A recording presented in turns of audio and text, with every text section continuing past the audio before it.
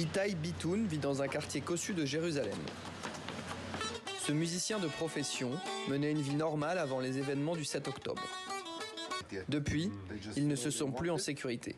Il a donc décidé, comme 180 000 autres Israéliens, de faire une demande de permis de port d'armes. Je n'aurais pas pensé aller acheter une arme avant les attaques du 7 octobre, mais la réalité a changé et je dois pouvoir être en mesure de protéger ma famille. Cette course à l'achat d'armes personnelles a été encouragée par le ministre de la Sécurité nationale, Itamar Ben-Gvir, après les attaques du Hamas.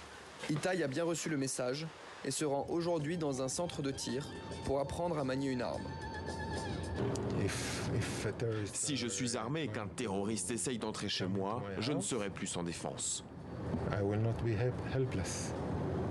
Dans le centre Calibre 3, des réservistes et des dizaines de civils s'amassent à l'entrée pour recevoir leur équipement et partir à l'entraînement. Comme Itai, la plupart d'entre eux n'avaient jamais pensé à se procurer une arme avant les attaques du Hamas.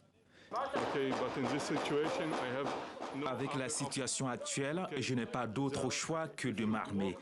Si je marche dans la rue et que quelqu'un essaye de me poignarder, ce qui arrive souvent en Israël, que puis-je faire d'autre que d'être armé? En quelques semaines, la peur a gagné la société israélienne et la fréquentation de ces centres a triplé.